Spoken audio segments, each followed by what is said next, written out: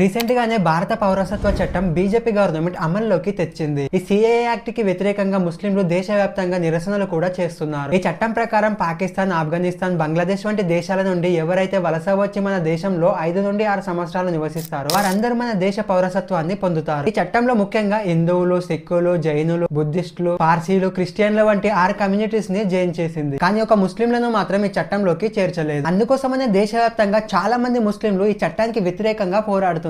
ఈ చట్టంలో 6 కమ్యూనిటీస్ ని కలిపి కేవలం ముస్లింలను మాత్రమే ఎందుకు కలపలేదు? ఈ భారత పౌరసత్వ చట్టం సిఏఏ అంటే ఏంటి? ఈ చట్టాన్ని దేశంలో ఖచ్చితంగా అమలు చేయాల్సిన అవసరం ఎందుకుంది? బీజేపీ గవర్నమెంట్ కరెక్ట్ గా పార్లమెంట్ ఎలక్షన్స్ కంటే ముందే ఎందుకు ఈ చట్టాన్ని అమల్లోకి తెస్తుంది? ఈ చట్టం అమలు అవ్వడం ద్వారా దేశ భవిష్యత్తు ఎలా ఉండబోతుంది? ఇలాంటి విషయాలను ఈ వీడియోలో మనం తెలుసుకుందాం. వీడియో చాలా ఇంట్రెస్టింగ్ గా ఉండబోతుంది. మీ సపోర్ట్ గా వీడియోకి ఒక లైక్ చేసి ఛానల్ ని సబ్స్క్రైబ్ చేసుకుంటారని కోరుకుంటున్నాను. 90s, 40s, 50s ఆ కాలంలో పాకిస్తాన్, బంగ్లాదేశ్, మయన్మార్, ఆఫ్ఘనిస్తాన్ ఇలాంటి ముస్లిం దేశాలలో మైనారిటీలుగా ఉన్న హిందువులు, సిక్కులు, బుద్ధులు వంటి ప్రజలపైన ఎక్కువగా అత్యాచారాలు, మానభంగాలు జరిగేవి. వారి ఆస్తులను ఆక్రమించడం వంటివి చేసి హింసాకాండలు సృష్టించేవారు. మైనారిటీలుగా ఉన్న చాలా మంది ప్రజలు ముస్లిం దేశాలలో వారి హింసాకాండలకు గురై శరణార్థులుగా మన దేశానికి చాలా మంది వలస వచ్చారు. శరణార్థులుగా మన దేశానికి వలస వచ్చిన వారిని ప్రొటెక్ట్ చేయడానికే 1955 లో భారత పౌరసత్వ చట్టాన్ని ఇండియన్ గవర్నమెంట్ తీసుకొచ్చింది. ఈ చట్టం ప్రకారం ఎవరైతే శరణార్థులుగా మన దేశానికి వలస వస్తారో వాళ్ళు 11 సంవత్సరాలు మన దేశంలో ఉంటే వారికి భారత పౌరసత్వం లభిస్తుంది. దీనినే అదునుగా చూసుకొని అప్పటి నుండి ఇప్పటి వరకు చాలా మంది రోహింగ్యా ముస్లింలు మన దేశంలోకి అక్రమంగా వచ్చారు. ఇలా అక్రమంగా ప్రవేశించడం ద్వారా ముఖ్యంగా ఈశాన్య రాష్ట్రాలు, వెస్ట్ బెంగాల్ వంటి రాష్ట్రాలపైన తీవ్రంగా ప్రభావం పడింది. అలా వారి సంఖ్య ఎక్కువ అవడంతో వారి ఓట్లను పొందడానికి ఆయా రాష్ట్ర ప్రభుత్వాలు కూడా అక్రమార్కులకు సపోర్ట్ చేయడం మొదలు పెట్టాయి. అలా మన దేశంలోకి పర్మిషన్ లేకుండా గుట్టుచప్పుడు కాకుండా వచ్చి మన దేశ ప్రజలపైన దౌర్జన్యం చేస్తూ మత కలహాలను, ఘర్షణలను సృష్టించడం మొదలు పెట్టారు. ఇలా అక్రమంగా నివసిస్తున్నా కూడా ఆ రాష్ట్ర ప్రభుత్వాలు ఓట్ల ఆశతో ఏదో రకంగా వారికి సపోర్ట్ చేస్తూనే ఉన్నాయి. దాదాపుగా 150 కోట్ల మంది జనాభా కలిగిన మన దేశంలో అలా అక్రమంగా వచ్చే ప్రభుత్వ పథకాలను, సబ్సిడీలను పందికొక్కుల్లా తింటున్నారు. ఇప్పటికే 150 కోట్ల మంది జనాభా కలిగిన మన దేశంలో ఇలా అక్రమంగా వలస పెరగడం ద్వారా ఓవర్ పాపులేషన్ ఎక్కువగా అవుతుంది. దీని ద్వారా పథకాలు అందాల్సిన అసలైన భారతీయులకు ఎలాంటి పథకాలు అందడం లేవు. ఒకవేళ అందినా కూడా సగం సగం మాత్రమే అందుతాయి. ఎటు చూసుకున్నా కూడా మన దేశానికే నష్టం జరుగుతుంది. ఇలాంటి ఇల్లీగల్ వలసలకి, డమ్మి భారతీయులకు పులి స్టాప్ పెట్టడానికి బీజేపీ గవర్నమెంట్ సిఏఏ చట్టాన్ని తీసుకొచ్చింది. 1955 లో తీసుకొచ్చిన ఈ భారత పౌరసత్వ చట్టాన్ని కొన్ని మోడిఫికేషన్ చేస్తూ బీజేపీ గవర్నమెంట్ 2016 లో పార్లమెంట్ లో ప్రవేశపెట్టింది. అలా కొనసాగుతూ 2019 లో అప్పటి రాష్ట్రపతి అయిన రామ్నాథ్ కోవింద్ గారు ఆ బిల్లు పైన సైన్ చేసి దానిని చట్టంగా మార్చారు. ఈ బిల్లు చట్టంగా మారిన కొన్ని గంటల్లోనే దేశం మొత్తం అట్టుడికిపోయింది. ముఖ్యంగా ముస్లింల ఓట్లు ఎక్కువగా ఉన్న కేరళ, వెస్ట్ బెంగాల్, ఈశాన్య రాష్ట్రాలైన మిజోరాం, నాగాలాండ్ వంటి రాష్ట్రాలలో నిరసనలు ఎక్కువగా జరిగాయి. ఒక్కో రాష్ట్రంలో ఒక్కో ప్రభుత్వం ఉంటుంది కాబట్టి రాష్ట్రాలలో ఉండే అపోజిషన్ ప్రభుత్వాల ద్వారా దేశవ్యాప్తంగా ఈ చట్టాన్ని రద్దు చేయాలని వ్యతిరేకత వచ్చింది. ఇంతలోనే 2020లో కరోనా రావడం ద్వారా ఇది చట్టం అయినప్పటికీ కూడా అమల్లోకి రాలేకపోయింది. 4 సంవత్సరాల తర్వాత 2024 మార్చి 11న బీజేపీ గవర్నమెంట్ ఈ చట్టాన్ని అమల్లోకి తెచ్చింది. ఈ చట్టం ప్రకారం 2014 డిసెంబర్ 31 కంటే ముందు ఆఫ్ఘనిస్తాన్, పాకిస్తాన్, బంగ్లాదేశ్ నుండి వచ్చిన శరణార్థులకు భారత పౌరసత్వం లభిస్తుంది. ఈ చట్టం కేవలం హిందువులు, సిక్కులు, బౌద్ధులు ఇలా 6 కమ్యూనిటీస్ కి మాత్రమే వర్తిస్తుంది. కానీ ముస్లింలకు మాత్రం వర్తించదు. ఎందుకంటే పాకిస్తాన్, బంగ్లాదేశ్, ఆఫ్ఘనిస్తాన్ వంటి దేశాలు ఇవి ఇస్లామిక్ దేశాలు. మొత్తం ముస్లింలు ఉండే ఆ దేశాలలో ముస్లింల పైన ఎందుకు అత్యాచారాలు, మానభంగాలు జరుగుతాయి? ఎందుకు వాళ్ళు శరణార్థులుగా మన దేశానికి వస్తారు? దేశవ్యాప్తంగా ప్రొటెస్టులు చేసేవారు ఇంత చిన్న లాజిక్ ఎలా మర్చిపోయారో ఇప్పటికీ కూడా అర్థం అవ్వడం లేదు. ఈ లాజిక్ మర్చిపోయి ఆ రాష్ట్ర ప్రభుత్వాలు రాజకీయ స్వార్థంతో వారికి సపోర్ట్ చేసి నిరసనలను, అల్లర్లను ఎంకరేజ్ చేస్తున్నాయి. చట్టం అమలు అయితే దేశ ప్రజలకు ఉద్యోగాలు, పథకాలు, సబ్సిడీలు ఇలా ప్రతి ఒక్కటి సరిగ్గా అందుతాయి. ఇలా అన్ని రంగాలలో దేశ ప్రజలకు సరైన న్యాయం జరుగుతుంది. ఎక్స్ప్లెనేషన్ మీకు నచ్చినట్టయితే వీడియోకి ఒక లైక్ చేసి ఛానల్ ని సబ్స్క్రైబ్ చేసుకోండి. వీడియో పెట్టగానే మీకు నోటిఫికేషన్ రావాలంటే బెల్ ఐకాన్ ని ఆన్ లో పెట్టుకోండి. మరో మంచి వీడియోలో మళ్ళీ కలుద్దాం.